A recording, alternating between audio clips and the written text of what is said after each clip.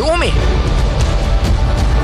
बेनकाब की काविशें, बेनजीर भुट्टो शहीद यूनिवर्सिटी लियारी पर महकमा एंटी करप्शन का छापा।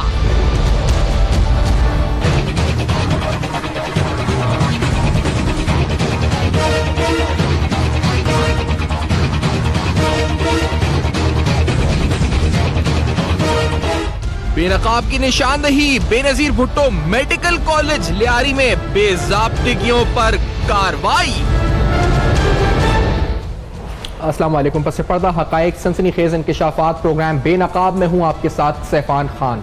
लियारी यूनिवर्सिटी शहीद मोहतरमा बेनजीर भुट्टो एक इम्पोर्टेंट तरीन इदारा, और हमारी कोशिशें, हमारी काविशें ये हैं जी के एजुकेशनल इंस्टीट्यूट्स, हम तमाम इदारों की बात करते हैं। कल हेल्थ के सेक्टर में बात करी थी, NICVD की बात की थी, और एजुकेशन इंस्टीट्यूट्स के हवाले से हमारी इस प्रोग्राम, इस प्लेटफॉर्म के तहत ये कोशिश रही कि हम इस वक्त अगर कोई बेकायदगी है तो वो आपके सामने ला सकें, आपको बता सकें कि क्या आखिरकार इस वक्त जो है सूरत हाल है, क्या एग्जिस्ट करता है, क्या बेकायदगियां हैं। इसी तरह एक इंपॉर्टेंट यूनिवर्सिटी जिस पे हमने इससे पहले प्रोग्राम्स किए, जिसके अंदर न सिर्फ डॉक्यूमेंट्स, जिन डॉक्यूमेंट्स में हमने ये देखा, इस बात की निशानदेही हुई कि किस तरीके से इलीगल अपॉइंटमेंट्स, जाली भर्तियां, और फिर वो जाली भर्तियां जिसके जरिए मनपसंद अफराद को नवाजा गया, और यकीनी तौर पर इसका फायदा प्रोक्योरमेंट के ऊपर भी और ठेकों के ऊपर, जो कि हमें वाज़े तौर पर नजर आया। एक कंप्लेन नैब में भी गई, दीगर हवालों से, और दीगर डॉक्यूमेंट्स आप इस वक्त स्क्रीन पर देख रहे हैं, जिससे साबित या जिससे कम से कम ये जरूर सवाल उठा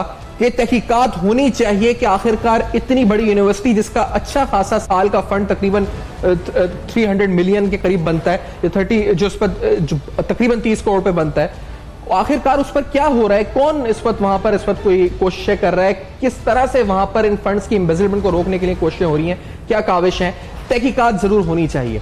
यहां पर मिसाल के तौर पर एक हमने ये भी देखा था कि एक खातून ने अपने खावंद को इस वक्त जो है वो चेक साइनिंग अथॉरिटी दे दी थी, कोई एक्टिंग रजिस्ट्रार बना हुआ था, कोई वाइस चांसलर बना हुआ था। ये तमाम मामलात इस प्रोग्राम में हमने बेनकाब किए। वो तमाम शख्सियात की जिनके गठजोड़ से ये तमाम करप्शन या मुबैना तौर पर बदनवानी हो रही थी, उनकी फोटोज आप स्क्रीन पर देख रहे हैं, जिनके अंदर उनके जो ओहदेदार हैं मुख्तलिफ इस वक्त वो शामिल हैं। अब यहां सूरत हाल ये है जी कि इस कोशिश के बाद, इस काविश के बाद एंटी करप्शन एस्टैब्लिशमेंट सिंध की तरफ से एक कार्रवाई हुई, और आज के दिन की बात करें तो आज सुबह एंटी करप्शन की तरफ से एक रेड हुआ, एक छापा मारा गया इस यूनिवर्सिटी के ऊपर, और यहां जाकर उन्होंने कुछ रिकॉर्ड को जब्त किया, एक कंप्यूटर, 2 कंप्यूटर्स को इस वक्त जो है तहवील में लिया। पूछगछ कहा गया जी कि वाइस चांसलर से हुई कि आखिरकार ये किस तरह के मामलात हैं। हम कह सकते हैं कि 2 या 3 या तकरीबन 3 साढ़े 3 घंटे तक ये पूछगछ और ये तमाम मामला जारी रहे। ये वो फुटेजेस हैं जो आप स्क्रीन पर देख रहे हैं, जो लियारी यूनिवर्सिटी में इस पर छापा पड़ा है, उसके अहम तरीन मामलात के हवाले से इंपॉर्टेंट तरीन फुटेजेस जो आप स्क्रीन पर देख रहे हैं। इस कार्रवाई से हम क्या नतीजा खस कर सकते हैं? एंटी करप्शन डिपार्टमेंट की कार्रवाई कितनी मौसर थी? क्या सिंध में और पूरे पाकिस्तान में तालीमी इदारों में होने वाली करप्शन के खिलाफ कार्रवाइयां किस तरह होनी चाहिए, किस तरह करप्शन होती है मजमूई तौर पर, और इस यूनिवर्सिटी में जो मामलात चल रहे हैं आखिरकार वो मामलात क्या हैं? हम मजीद बेनकाब आज कुछ हकायक करेंगे। पहले इम्तियाज चांडियो साहब जो कि हमारे ब्यूरो चीफ हैं कराची के, हमारे साथ मौजूद है, और आज की इस रेड के ऊपर चांडियो साहब, ये कार्रवाई हुई तो है, ये क्या आपकी नजर में नतीजा खेज भी थी या नहीं थी? सैफान, ये कार्रवाई तो हुई है बिल्कुल। इनके पीछे जो अफसरान थे जिन्होंने कार्रवाई की, 3 दिन पहले इनको अप्रूवल मिली है अपने कॉम्पिटेंट अथॉरिटी की जानिब से कि ये कार्रवाई करें आप। लेकिन मामला ये आया कि जो टीम वहाँ रेड करने जानी थी, उन्होंने पहले इतला देकर फिर ये छापा मारा। उन्होंने एक लेटर लिखा है, पहले तो इस कहते हैं कि चोर को आप होशियार करें कि वो आ रहे हैं, हम उनको लेटर लिखा गया, वो बात भी हमारे पास आई और उसके शवाहिद भी मौजूद हैं। आज जो रेड हुआ है 12 बजे, 12:15 बजे के करीब, वो 3.5-4 घंटे तक ये अफसरान वहाँ बैठे रहे, अपने बाला हुकाम को तो ये बताते रहे कि हमने बड़ा रेड किया है, लेकिन एक्चुअल वो एक चिट चैट थी या दोस्ती में बैठे हुए थे। वहाँ लंच किया उन्होंने, और जो अफसरान तासुर दे रहे थे, जिन जिन जगहों की निशानदेही वहाँ के लोग कर रहे थे कि इन कंप्यूटर्स में जो है वो करप्शन के शवाहिद मौजूद हैं, उन कंप्यूटर्स को हाथ तक नहीं लगाया।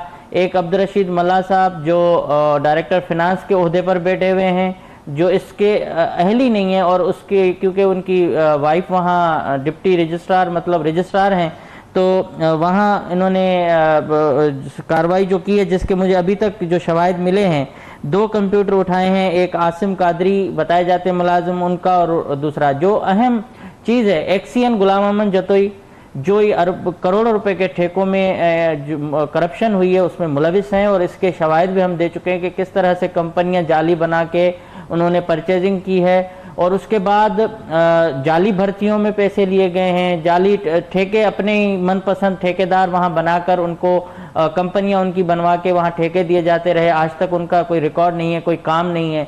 तो कहने का मकसद ये कि जो आज एक रेड हुआ, कम से कम हमारी बात ये साबित हुई कि करप्शन की वहां ये शवाहिद मिले हैं, लेकिन जिस तरह टीम ने रेड किया है बताकर, ये मेरे ख्याल में बहुत गलत है। उन पर ये भी इतलात हैं कि सियासी दबाव, जैसे ही रेड हुआ तो उसके बाद कुछ अफसरान को प्रेशराइज किया गया है पॉलिटिकल पार्टी के एक रहनुमाओं की तरफ से कि आप रेड ना करें, आप क्यों गए हैं, किस तरह गए हैं, तो वो उस पर भी अफसरान कुछ दबाव का शिकार हुए हैं। खासतौर पर डिप्टी डायरेक्टर साउथ के ऊपर दबाव डाला गया कि आप रेड ना करें, जबकि रेड की अथॉरिटी उनको मिल चुकी थी, तो उन्होंने क्यों बताया। तो मैं इस फोरम से खासतौर पर जो मशीरे हैं एंटी करप्शन के मशीर मुर्तज़ा वहाब, उनसे ये मुतालबा करता हूँ कि कम से कम जिस तरह से आपकी यहाँ करप्शन है, सूबे सिंध के अंदर पहले ही बदनामी बहुत हो चुकी है और नेब कार्रवाइयाँ करती है, तो उससे भी ज़्यादा हुकूमत को तकलीफ होती है। कम से कम अपने महकमे के लोगों को आज़ादाना कार्रवाइयों का अख्तियार दें, और अगर इस महकमे ने बताकर यह कार्रवाई की है तो फिर उस अफसर के खिलाफ कार्रवाई हो, क्योंकि जहां तक मुझे इंफॉर्मेशन मिली है उसके मुताबिक ये दोस्ताना माहौल में छापा लगा है, इसमें जो शवाहिद लेने चाहिए थे वो नहीं लिए गए। करप्शन के नौकरी से क्या मतलब, क्या देखिए, जब अफसरान छापा मारते हैं, जब रेड होता है तो वो रेड इस तरह नहीं होता कि आप वीसी के रूम में बैठे रहें कहीं नहीं लगे, एडमिन ब्लॉक उसको सील कर दें और ये तासुर दे के अंदर कार्रवाई हो रही है और कार्रवाई की जगह पे आप लंच कर रहे हो, तो ये मेरे ख्याल में चीजें नहीं होनी चाहिए। एंटी करप्शन को खासतौर पर नौजवान अफसरान जो आए हैं उनको इस तरह से सोचना चाहिए कि वो किस तरह से सूबे सिंध को और खासतौर पर इस मुल्क को तबाह कर रहे हैं। अगर करप्शन की इतला है, करप्शन साबित हुई है, नेब की कार्रवाई 3 साल से रुकी हुई है, तो आप जाके वहां बैठेंगे, चाय पियेंगे, कचहरियां करेंगे, आप गपशप करेंगे, तो फिर किस तरह से आपको इंक्वायरी ये साबित होगा कि यहाँ करप्शन हुई है। आप तो दोस्तियां निभाने के आते हैं, आप डील करने जाते हैं। तो मेरे ख्याल में लियारी यूनिवर्सिटी में जो टीम गई थी उसको अपने प्रोफेशनल अंदाज से वहां हर जगह पे जाना चाहिए था, रिकॉर्ड खुद लेना चाहिए था, कंप्यूटर जहां जहां की इतलात उनको मौसूल थी वहां के कंप्यूटरों को खुद वो जब्त करते। लेकिन ये नहीं होता कि 2 गाड़ियां खड़ी करके और आप वहां बैठ के चाय पिए, गपशप करें, ये इतलात है। लेकिन दूसरी तरफ जिन अफसरान ने इजाजत दी, डायरेक्टर ने इजाजत दी, चीफ सेक्रेटरी ने इजाजत दी, उसके बाद जो अफसरान ये समझते हैं कि करप्शन रोकनी चाहिए, उनकी काविशों पर इन्होंने पानी फेरने की कोशिश की है। और मेरे पास वो शवाहिद भी हैं जिस तरह से अंदर ये बैठ के गपशप कर रहे थे। अगर कल ये रिपोर्ट उनके हक में आती है या फिर इस रिपोर्ट को दबाया जाता है तो हम उसको भी बेनकाब करेंगे। वो करेंगे। अच्छा, ये जो तमाम डॉक्यूमेंट्स इस वक्त हैं ये बड़े अहम है इस वक्त, क्योंकि ये तमाम जो सूरत हाल है अंदर बिलखुसूस इलीगल अपॉइंटमेंट्स के हवाले से कि किस तरह गठजोड़ के जरिए इस वक्त अपॉइंटीज रखे गए, और यह बताना बड़ा जरूरी है कि इससे पहले भी हम अप्रोच कर चुके हैं वहां की मैनेजमेंट को कि हमें बताया जाए अपना मौकिफ इस तमाम बदनवानी के इल्जामात के हवाले से, लेकिन हमें ताहाल कोई जवाब मुयस्सर नहीं हो सका। एंटी करप्शन की टीम की आज की कार्रवाई, मेरे इम्तियाज सांडियो साहब तो कह रहे हैं जी कि मौसर नहीं रही है, तो क्या नैब को मेरे ख्याल से इस केस को लेना चाहिए? It's a huge fund. देखिए, वजीर आजम ने ऐलान किया है कि करप्शन की जो शिकायत हो या करप्शन को बेनकाब करने वाले लोगों की हम उनको हिम्मत अफजाई करेंगे, उनको हम दाद देंगे कि आप आए बताएं। हमारा काम है चैनल का कि हम ये चीजें एक्सपोज कर रहे हैं, आप जाके इंक्वायरी करें। अगर उसकी जगह पे एक चोर जाके हमें कंप्लेन करे किसी भी इदारे में कि देखें ये हमें ब्लैकमेल कर रहे हैं, ये खराब कर रहे हैं, तो भाई आपका तो पूरा रिकॉर्ड हमारे पास है। अगर हम ऐसी हरकत करना चाहें तो पहले तो हम आपसे डील करें, हम खबर क्यों चला रहे हैं, हम ये क्यों कर रहे हैं। आप हमसे अप्रोच करके हम तक पहुंचने की भरपूर कोशिश कर चुके हैं, कई लोगों को इन्वॉल्व कर चुके हैं, उसके बावजूद आपको यही जवाब मिला कि हम इस चीज को जब तक मंतकी अंजाम पर नहीं पहुंचेगा हम नहीं छोड़ेंगे, फॉलो करते रहेंगे। कहने का मकसद ये कि आपको इंफॉर्मेशन देने वाले लोगों को अगर आप मायूस करें, वो नेब करे, कोई और इदारा करे, तो नेब की कार्रवाई बनती है कि भाई आप करोड़ों रुपए की करप्शन है, 10 करोड़ से जायद की करप्शन इसमें साबित हो रही है। 35 लाख रुपए वीसी के घर की तजीनो आराइश पर डायरेक्टली खर्चा करने की बातें हो रही हैं। कौन उसको करेगा? एक एक्सीएन शोरूम में पार्टनर है, अमेरिका पैसे भेज रहा है, बाहर मुल्क के दौरे कर रहा है, एक एक्सियन होकर ठेकेदारों से कलेक्शन करता है। ये इल्जामात यूनिवर्सिटी के इतने मुस्तकबिल के जो वहां के मामार बैठे हुए उन बच्चों के मुस्तकबिल के साथ खेला जा रहा है। सही बात है। तो उस पर उसको कौन रोकेगा? एग्जैक्टली, बड़ा इंपॉर्टेंट पॉइंट है इस वक्त। और एक छोटे से ब्रेक की तरफ बढ़ेंगे क्योंकि आज इंपॉर्टेंट तरीन इंकशाफात हो रहे हैं तरीन यूनिवर्सिटी के हवाले से। लियारी मेडिकल कॉलेज पर भी आएंगे, वहां पर भी एक प्रोग्राम ने किया था और उस हवाले से बड़ी इंपॉर्टेंट डेवलपमेंट है जो आपके साथ शेयर करेंगे। एजुकेशन इंस्टीट्यूट्स होने वाली बदउनवानियां हो रही हैं आज प्रोग्राम में बेनकाब। मेरे साथ रहिए।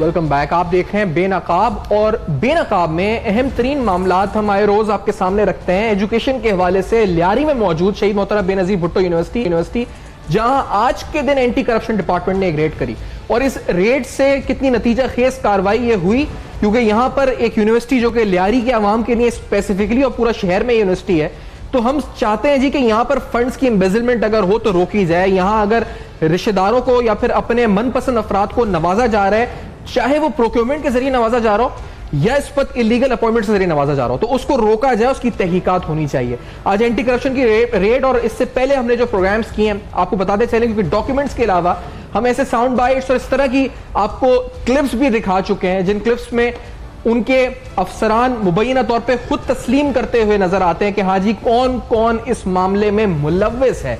वो कहते हैं मैं मुलव्विस नहीं हूं तो ये मुलव्विस है, मैं ओहदेदार मुलव्विस नहीं हूं तो फला ओहदेदार मुलव्विस है, तुम उसको छोड़ो, तुम मुझे छोड़ दो, तुम इस तरह की तमाम गुफ्तगू हम पहले भी सुन चुके हैं। मेरे साथ इस वक्त सारिम बनी साहब भी प्रोग्राम में मौजूद हैं। आप रहनुमा इंसानी हुकूक के हैं और इससे पहले भी हम आपके साथ मौजू पे कर चुके हैं। कलेक्टर शहजाद भट्टी साहब मेरे साथ मौजूद हैं, साबिक डीजी नैब हमारे साथ इस वक्त इस्लामाबाद में मौजूद हैं।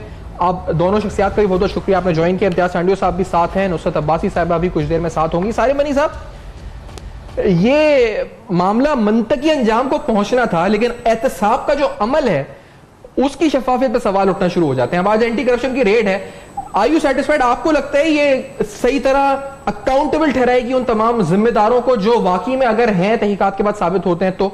सारे साहब देखिए, मैं तो समझता हूँ कि कुछ भी सही एक्शन तो हुआ, कम से कम एक आवाम को, लोगों को एक ये तो सुकून होता है कि चलो जी एक खबर चली या कोई बात सामने आई तो उस पर कोई कार्रवाई हो, तो वो चीज़ तो एक सामने आई। अल्लाह करे कि इंसाफ भी हो, उम्मीद तो नहीं है लेकिन ठीक है, उम्मीद रखते हैं कि इंसाफ हो जाए शायद। और करप्शन का जो निज़ाम है उसमें जैसे पिछली बार बात हो रही थी कि उन्होंने इतने अपने ख़ानदान के लोगों को भर्ती कर लिया, भाई को भर्ती कर लिया, ये जो और करप्शन हो रहे थे, मैं समझता हूँ कि इन चीज़ों को नहीं होना चाहिए था लेकिन हुआ।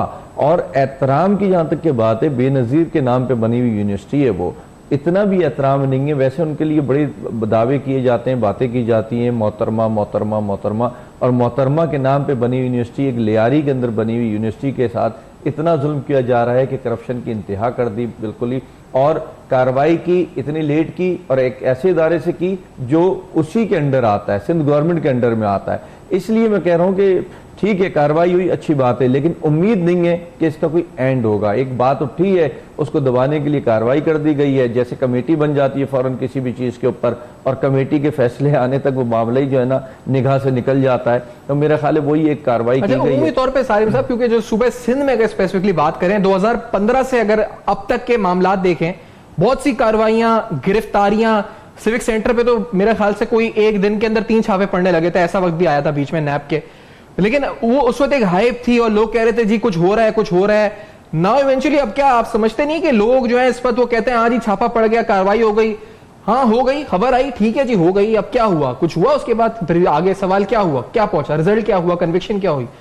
उधर फुल स्टॉप है। बिल्कुल सही कह रहे हैं। अगर उस अंदाज से देखा जाए और सोचा जाए तो वाकई फिर कार्रवाई ना हो, इसलिए कि फिर ये देखते हैं ना तो क्या हुआ, कार्रवाई तो उधर भी हुई थी तो क्या हुआ, कार्रवाई तो इधर भी हुई थी तो क्या हुआ। तो अगर वही कार्रवाई की गई है कि जिसका रिजल्ट नहीं आना और फिर वो 4-6 महीने के बाद वो जो है ना आकर के अपनी सीटों पे बैठ जाए या इधर से सीट से हटा के और कोई अच्छी सीट दे दी जाए या ऐसी ही सीट दे दी जाए, तो मैं समझता हूँ वो कार्रवाई नहीं है। कार्रवाई का मकसद सजाएं होनी चाहिए करप्ट लोगों को, इन्वेस्टिगेशन का निज़ाम होना चाहिए। और जब हमें एक पब्लिक को यकीन नहीं है गवर्नमेंट के ऐसे इदारों पे, तो मैं समझता हूँ कि जो जनरल पब्लिक है उसके नुमाइंदों को लेकर के जो है ना कमेटियां बनानी चाहिए, उनके साथ इन्वेस्टिगेशन होनी चाहिए ताकि एक चीज़ सच्चाई सामने आए। अगर करप्शन है तो करप्शन के खिलाफ सख्त कार्रवाई हो, अगर करप्शन नहीं है तो उन चीज़ों को सामने लाया जाए। नहीं जी करप्शन कुछ नहीं थी और इन्वेस्टिगेट किया गया और सब चीज़ें नॉर्मल है।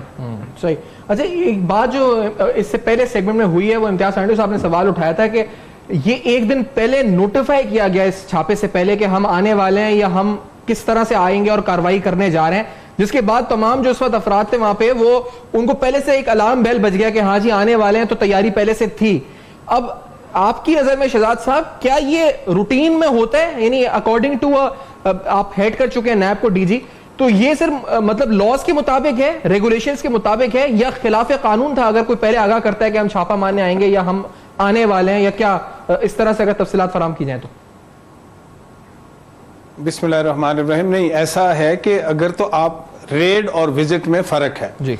रेड जो है वो तो बकायदा प्लान के तहत होती है, लेकिन जहां आपने रेड करनी होती है उनको नहीं बताया जाता, क्योंकि आपने या तो कोई डॉक्यूमेंट कन्फिस्केट करने होते हैं या रंगे हाथों लोगों को पकड़ना होता है।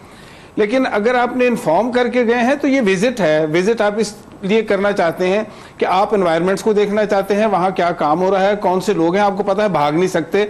अगर जाली भर्ती हुई है तो आप जाके कहते हैं इन लोगों के डॉक्यूमेंट्स ले आइए, हमने इन लोगों को चेक करना है। जैसे एक ऑडिट होता है, आप बता के जाते हैं, क्योंकि आपको पता होता है कि ये चीज़ें गायब नहीं हो सकती, ये बंदे जा नहीं सकते। अगर गलत भर्तियों में अगर इक्विपमेंट लिया हुआ उन्होंने कोई खरीदा हुआ है और पेपरा रूल को फॉलो नहीं किया हुआ तो वो डॉक्यूमेंट मांग सकते हैं। लेकिन जो रेड की स्पेसिफिकेशंस हैं वो टोटली डिफरेंट हैं। वहाँ जब आपने किसी को एम्बेजलमेंट करते हुए, रिश्वत लेते हुए पकड़ना होता है और आपको ये इतला होती है कि ऐसा काम हो रहा है वहाँ, तो उस वक्त आप रेड करते हैं और रेड में आप इन्फॉर्म नहीं करते किसी को। और ये जो एंटी करप्शन एस्टेब्लिशमेंट है इनको तो बहुत सारी कानूनी पेचीदगियां हैं, क्योंकि इनकी लिमिटेशन ज़्यादा हैं। नैब अगर रेड करती है तो वो डेफिनेटली उनके पास जो बड़ा कानून जो है बड़ा खुला है, उनके पास काफ़ी आज़ादी है, वो किसी भी, क्योंकि फेडरल एजेंसी है, किसी को भी हाथ डाल सकती है। लेकिन जो एंटी करप्शन प्रिवेंशन एजेंसी है इनको सर्टन लिमिटेशंस के अंदर रह के काम करना पड़ता है। अब ये जो भी एजुकेशन का अदारा है, बड़ा मोहतरम सातिज़ा का हम बड़ा एहतराम करते हैं, लेकिन आज करप्शन जो है वो सरायत करती हुई यहाँ तक पहुँच गई है।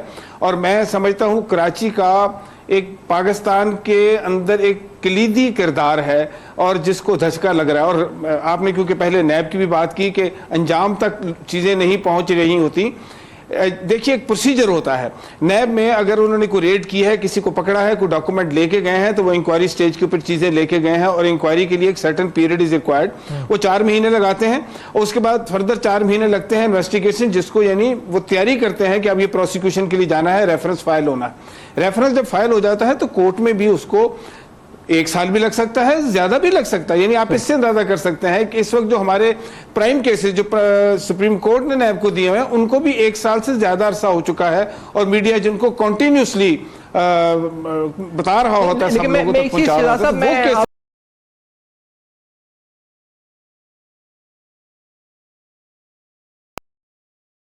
क्या लॉ है जी कि कितने मैग्नीट्यूड का केस हो तो वो नैब का केस ऑटोमेटिकली बन जाता है और वो उनके एम्बिट से या लिमिटेशन से निकल जाता है जो एंटी करप्शन के हैं? यानी अब ये केस है मिसाल के तौर पे एक अहम यूनिवर्सिटी है, बड़ी यूनिवर्सिटी है, तो क्या ये नैब के लिए क्वालिफाई नहीं करता कि नैब इधर आए और इन्वेस्टिगेट करे? एंटी करप्शन क्यों कर रहा है इस वक्त इस मामले को? तो फिर हम तनकीद भी करें उसके ऊपर क्योंकि वो हुकूमत का इदारा है जी।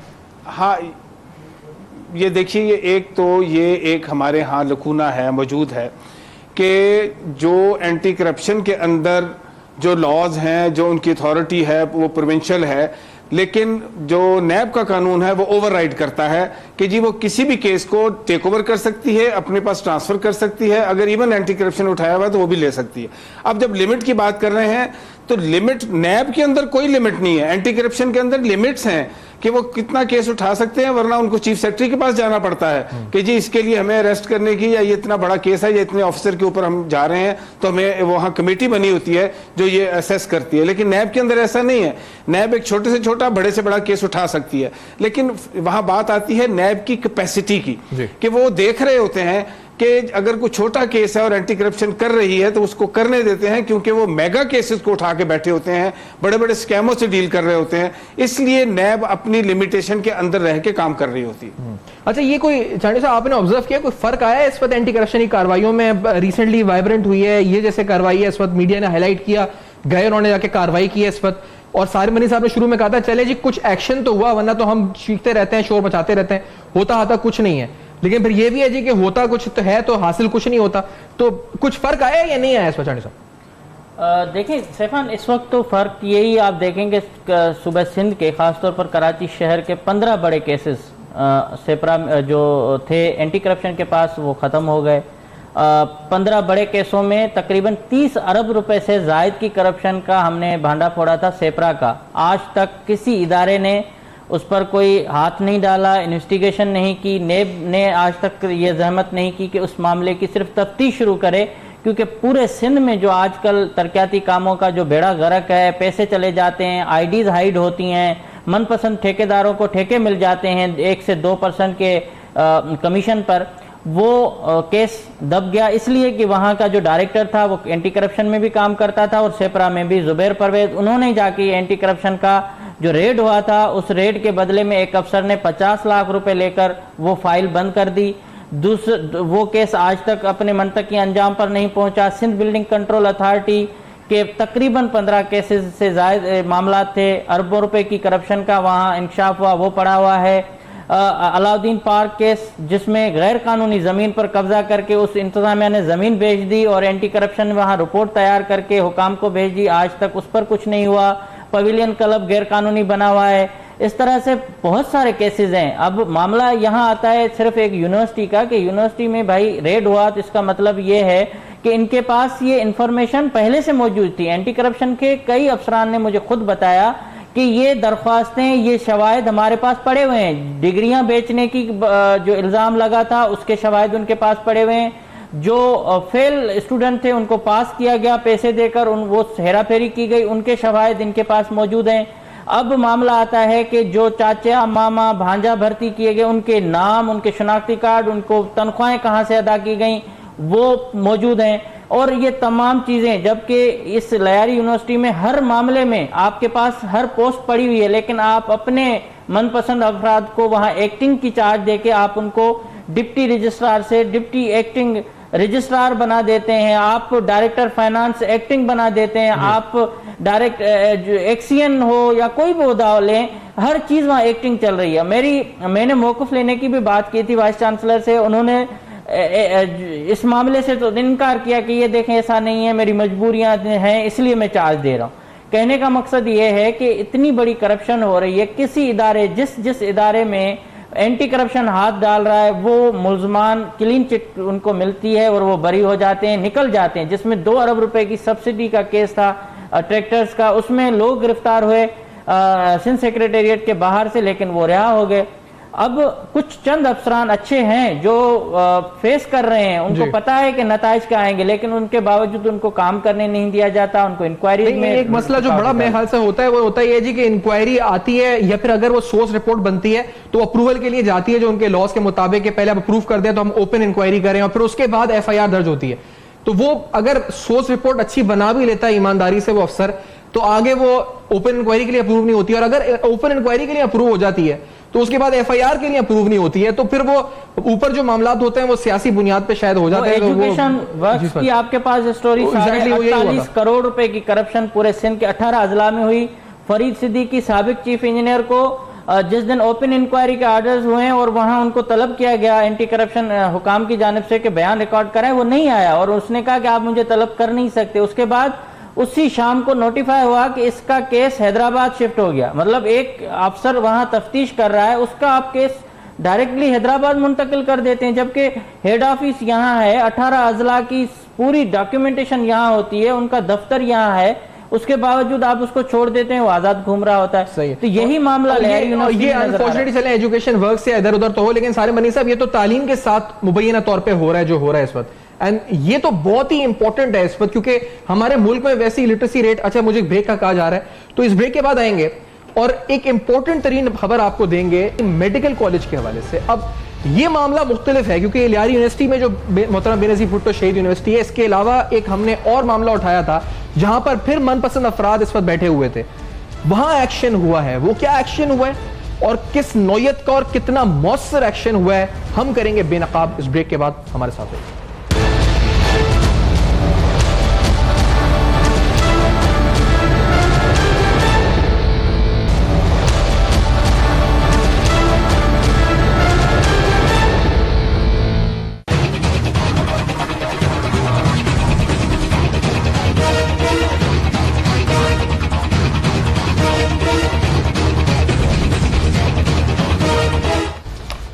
Welcome back. आप देख रहे हैं बेनकाब, और एक और अहम तरीन मामला जो इस प्रोग्राम में हमने बेनकाब किया था वो लियारी मेडिकल कॉलेज के हवाले से था।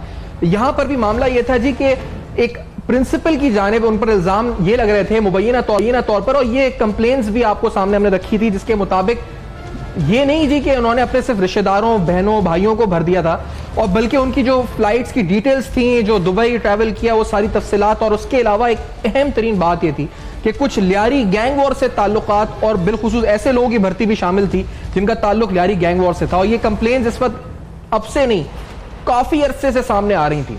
खैर, इसके बाद 2 अक्टूबर को एक चीफ सेक्रेटरी सिंध को एक नोट जो है इस वक्त मूव होता है, जो मूव करते हैं एडिशनल चीफ सेक्रेटरी हेल्थ की तरफ से कहा जाता है कि transfer and posting professor Anjum Rahman gynaecologist जो कि ग्रेड 20 की एक एम्प्लॉई हैं of Lyari medical college, has been working as a principal at Lyari medical college since August 2013 till to date, और during her period there has been a lot of complaints against her relating to malpractices and mismanagement in admissions at Liari College. Such reports were also aired on electronic media. ये तमाम हवाला दिया गया, और ठीक इसके एक दिन बाद 3 अक्टूबर 2018 को एक नोटिफिकेशन आया, जिस नोटिफिकेशन से जो यानी कल के रोज नोटिफिकेशन आया, जिसमें professor Anjum Rahman presently posted as principal Liari Medical College is transferred with immediate effect and directed to report to the health department. She has been removed. अब बात यह है जी, ये मौसर कार्रवाई है? मेरा सवाल तो ये है। तो ये पहले हम जानते हैं नुसरत सहर अब्बासी साहबा हमारे साथ मौजूद हैं, ऑपोजिशन रहनुमा है, बड़ी वाइब्रेंट ऑपोजिशन रहनुमा है। तो नुसरत साहब आपसे पूछूं, एक स्कैंडल आता है, एक स्कैम आता है, हाईलाइट करते हैं, सिंध हुकूमत उनको हटा देती है, इज इट इनफ नुसरत साहब, या कुछ और होना चाहिए था आगे? अकाउंटेबिलिटी होनी चाहिए। यही तो हमारा अलमिया है, इसीलिए तो रो रहे हैं, इसीलिए तो इस वक्त तक की जद्दोजहद ऐसा लगता है कि पानी में जा रही है, कि जैसे आप इतने अरसे से कर रहे हैं, और फोरम्स पे इसी तरह की बहुत सारी चीजें सामने आ रही होती हैं, लेकिन जब उसका सलूशन या सजा की तरफ के जाने का एक सिलसिला हम सोचते हैं कि इतना बड़ा अगर कोई गलत काम करता है तो भाई दूसरों को सबक देने के लिए कोई ऐसा कोई एग्जाम्पल तो सेट करें। लेकिन यहाँ चूंकि सिंध में यही हुआ है कि चूंकि नीचे से ऊपर तक सब इन्वॉल्व होते हैं, वो नीचे एक प्यून से लेकर ऊपर सेक्रेटरी से लेकर मिनिस्टर, तो जब सभी इन्वॉल्व होते हैं तो एक दूसरे को बचाने के चक्रों में वो फिर इसी तरह के इकदाम करते हैं कि उठा के इधर से दूसरे इदारे में ले गए, दूसरे से तीसरे में, या फिर शो कॉज नोटिस दे दिया, बस इनफ, इससे ज्यादा कुछ नहीं। अरे भाई, इतनी बड़ी चीजें जब सामने आ जाती हैं, प्रूफ सामने आ जाते हैं, लोग इतना बड़ा ब्लंडर कर जाते हैं, यहाँ के मेरिट की किलिंग हो जाती है, यहाँ जॉब्स इस तरह बेची जा रही होती हैं, जाली नौकरियां दी जा रही होती हैं, जाली डिग्रियों पे लोग काम कर रहे होते हैं, पूरा आवे का आवा बिगड़ा हुआ है, करप्शन ने पूरे सूबे को तबाह बर्बाद कर दिया। हेल्थ डिपार्टमेंट की हालत तो देखें आप, ऊपर से नीचे हर जगह आप खोलेंगे तो इतना बिखरा हुआ अंबार है बुराइयों का, गलत कामों का, कि समझ नहीं आता कि ये कहां से शुरू हो या कहां पे खत्म हो। ये थोड़ा इतनी तब्दीली है ना साहब, ये तब्दीली है, मतलब कि हटा तो दिया, वरना तो पहले मीडिया भी शोर मचाता रहता था, और जो जहां लगा होता था वो करता रहता था, और वो करता ही रहता था, और ना मीडिया भी शोर मचाता रहता था, आप लोग असेंबली में शोर मचाते रहते थे, लेकिन हटा तो दिया। ये चेंज है, ये तब्दीली है, नया पाकिस्तान, या ये भी आप समझती हैं तब्दीली इतनी भी आप समझती हैं नहीं है, ये पहले होता था? नहीं सैफान, वो आप इक्का दुक्का, मीडिया तो वैसे भी जब भी मीडिया में बहुत ज्यादा या सोशल मीडिया पर बहुत ज्यादा कोई इशू चलता है तो फिर मजबूरन, क्योंकि बदनामी बहुत ज्यादा चीजें एकदम हाईलाइट हो जाती हैं, तो फिर कोई ना कोई एक्शन बज़ाहिर दिखाया जाता है, वो तो पहले भी दिखाया जाता है। लेकिन अब लोग बहुत बेजार हो गए सैफान, हद हो गई है। आप भी प्रोग्राम कर करके आखिर कभी सोचते होंगे कि मैं कब तक करता रहूंगा, आखिर तो कोई पूछेगा मुझसे कि भाई कोई हल निकला। यही चीज है, अब लोग इतने हैं, अब चाहते हैं कि बस इनफ इज इनफ, अब जो चीजें हैं वो अपने अंजाम की तरफ जाएं। इस तरह नहीं होगा, क्योंकि अब ऊपर से नीचे तक बेचारे गरीब तो आप देखें जेलों में, कचहरियों में उनकी हालत देखें, बेचारे दौड़ रहे हैं, भाग रहे हैं, अब उनको सजाएं भी मिल रही हैं, पिटते भी हैं, मार भी पड़ रही होती है।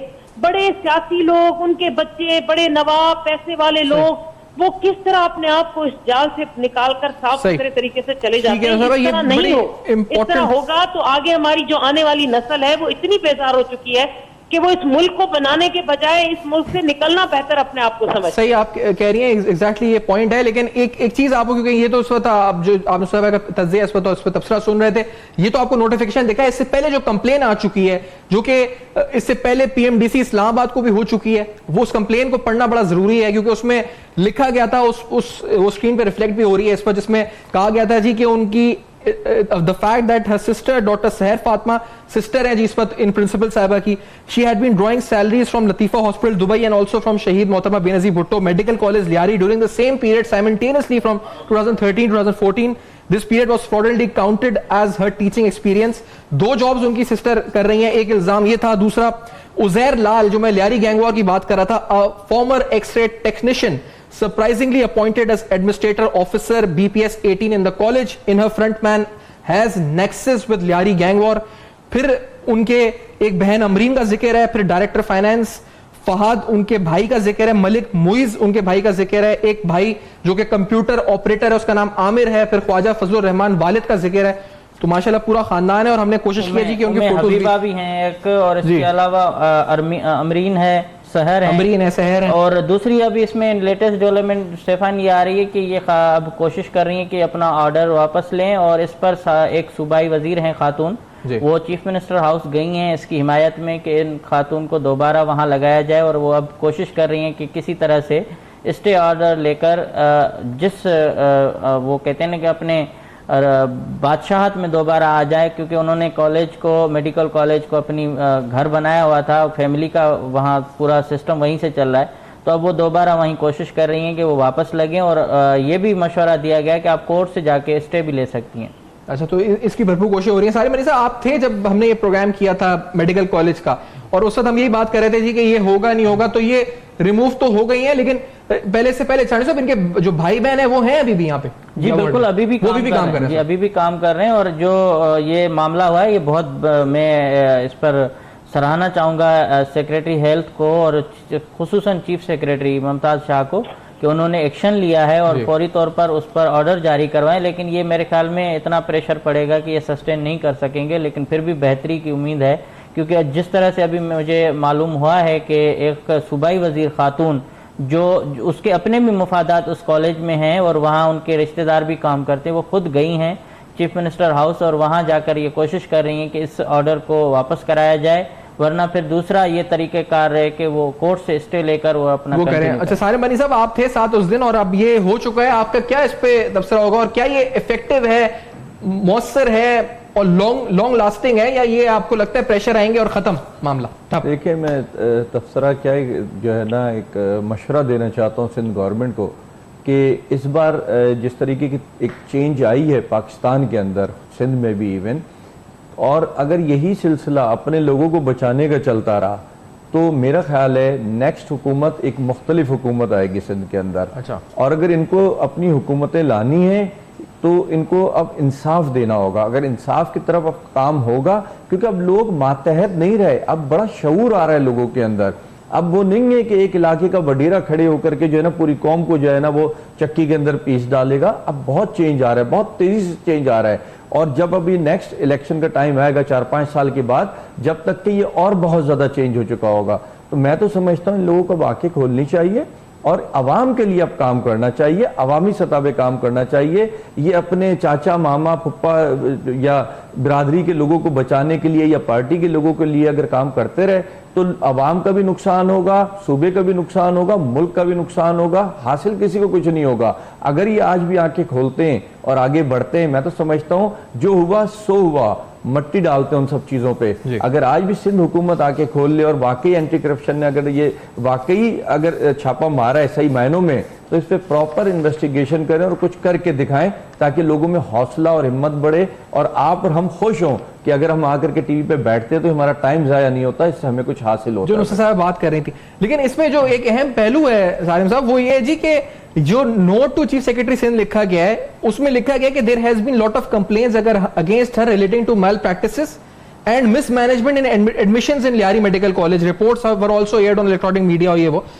तो सर ये इसकी तहकीकात कौन करेगा? ये तो हटा दिया ना इनको नौकरी से आपने। अब आप खुद नोट में अपने लिख रहे हैं कि इनके खिलाफ इल्जामात हैं, तो इल्जामात की सजा ये होती है कि आप उनको नौकरी से हटा दें, या इल्जामात की सजा ये होती है कि अकाउंटेबल ठहराएं इस वक्त उनको, उनकी तहकीकात करें इस मामले की, एक रुपए की तहकीकात? मैं समझता हूँ सजाएं देनी चाहिए, सजाएं दिए बगैर ये काम नहीं होगा। और एक चीज और मैं हम हुकूमत को हर वक्त टारगेट करते हैं, एक चीज मैं साथ कहना चाहूंगा कि देखें ये तो हुकूमत नहीं है ना जो यूनिवर्सिटी में बैठे हैं, मेडिकल यूनिवर्सिटी में बैठे हैं, कॉलेजेस में बैठे हैं, ये तो हुकूमत नहीं है ना। ये सब खुद क्या कर रहे हैं अपने ओन के ऊपर कि अगर एक अख्तियार इनको दिया है तो ये सबको चाचा मामा को भर रहे हैं, उधर करप्शन कर रहे हैं। तो हमें उन बातों को भी फिर सोचना चाहिए कि अल्लाह ने जो कहा है जैसी कौम होगी वैसे हुक्मरान आएंगे। तो हमें ये सोचना चाहिए कि हम किधर किधर गलत हैं, हम अपनी चीजों को भी बेहतर करें, हुकूमत को भी समझाएं और उम्मीद रखें कि हुकूमत भी सही वे में आकर के काम करेगी, क्योंकि बहुत नुकसान हो चुका है अवामी सतह पे जो है, कौम का बहुत नुकसान। मुझे बड़ी खुशी है कि लियारी ऐसे इलाके के अंदर, कराची के अंदर यूनिवर्सिटी बनी, कॉलेज बना, बहुत खुशी की बात है।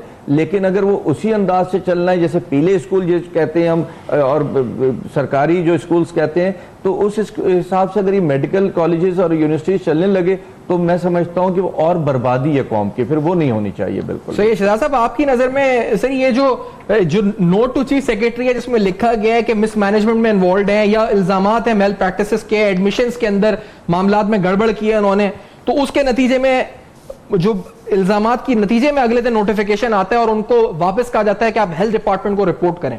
Now is this enough sir? मैं कहता हूं नैब इसी मामले को उठा के, ये तो कंप्लेन एग्जैक्टली खुद हुकूमत सिंध की तरफ से लॉन्च हो जाती है आगे किसी के खिलाफ, तो क्या करें इस पे नैब? देखिए इसमें सीधी सी बात है, असल मसला ये हो जाता है क्योंकि एंटी करप्शन अदारा एक प्रोविंशियल अदारा है और प्रोविंशियल गवर्नमेंट का अपना उनके अंडर कमांड अदारा है, तो वो तो डेफिनेटली जो बातें हो रही हैं वो ऐसा ही होता है कि वो इंक्वायरियां होती हैं और उसके बाद बंद हो जाती हैं। अब इसमें इवन अगर उसको पोस्ट आउट भी कर दिया है तो ये केस की असल नोयत तो खत्म नहीं हुई, उसको तो उनको स्टेट में रेफर कर देना चाहिए किसी भी एंटी करप्शन अदारे को। अगर अपनी एस्टेब्लिशमेंट को देना चाहते हैं उसको दे दे, वरना नैब को रेफर करना चाहिए। और ये नैब के कानून के अंदर क्लॉज मौजूद है जिसके अंदर कि जी आप गवर्नमेंट जो है उसको रेफर करेगी केस नैब को और नैब उसका रिजल्ट करके आपको देगी। नैब का सबसे बड़ा जो एडवांटेज है क्योंकि वो एक न्यूट्रल अदारा है, ऑटोनोमस बॉडी है, इसलिए उसको कोई किसी किस्म का इन्फ्लुएंस जो है उसके ऊपर एक्सरसाइज नहीं हो सकता।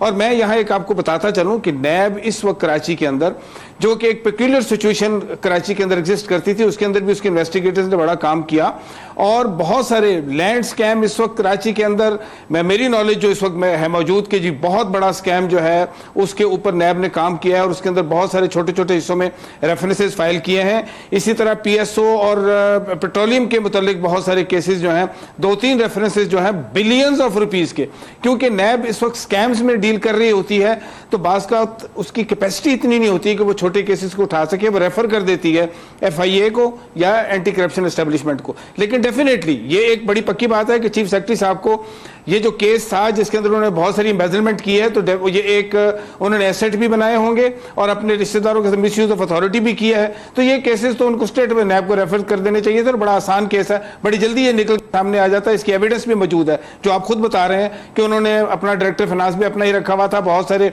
लोग जो डबल पेज भी ले रहे थे, तो ये तो बड़ा आसान केस था। नहीं, ये तो कंप्लेंट्स हैं, इसकी तहकीकात होनी चाहिए। नुसरत साहब आप साथ हैं तो आप असेंबली के फ्लोर पे इस मामले को एड्रेस कर सकती हैं कि कम से कम सिंध हुकूमत जब खुद किसी को कह रही है कि उस पर इल्जामात हैं तो सिंध हुकूमत अपने ही जो नोट उन्होंने लिखा है उसके तहत एक खत नैब को भी फॉरवर्ड कर दें जी कि ये इल्जामात हैं।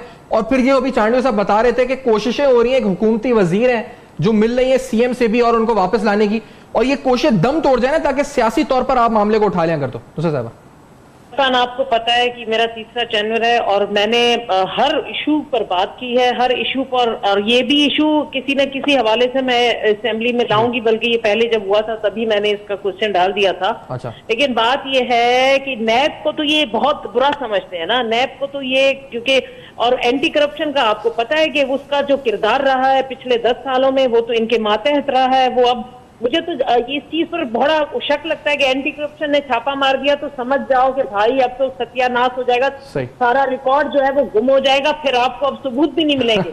ये हालात भी रहे हैं हमारे सामने और अब भी हम यही समझते हैं। तो नैब की तरफ सबकी निगाहें, लेकिन ये लोग तो नैब को किसी तौर पर मानने के लिए तैयार है, ये तो खत्म करना चाह रहे थे। ठीक है नुसरत साहब, मैं आपका शुक्रिया अदा करूंगा मैम, क्योंकि वक्त इख्तिताम पर पहुंचा है। सारे मनी साहब का, इम्तियाज शांडियो साहब का, शहजाद भट्टी साहब उन्होंने वक्त दिया और ज्वाइन किया है। अहम तरीन मामला है, संगीन नौयत का, जिसका ताल्लुक तालीम से है, तालीम के शोबे से है, इस पर जिसमें बुनियादी तौर पर मजीद इन्वेस्टमेंट की जरूरत है, ट्रांसपेरेंसी लाने की जरूरत है। लेकिन अनफॉर्चुनेटली यहाँ ऐसे मामला आ रहे हैं जहां पर खुद तस्लीम किया जा रहा है कि जी एक इल्जाम लग रहा है किसी के ऊपर, तो उसको नौकरी से हटाया जा रहा है, वापस रिपोर्ट करने को कहा जा रहा है, लेकिन उसके खिलाफ तहकीकात नहीं हो रही है। तो ये मामला हम बेनकाब में लाते रहेंगे और एक बार नहीं कई बार लाते रहेंगे, हेल्थ हो, एजुकेशन हो या दीगर हवाले से अहम तरीन पब्लिक इंपॉर्टेंस के इशूज हों।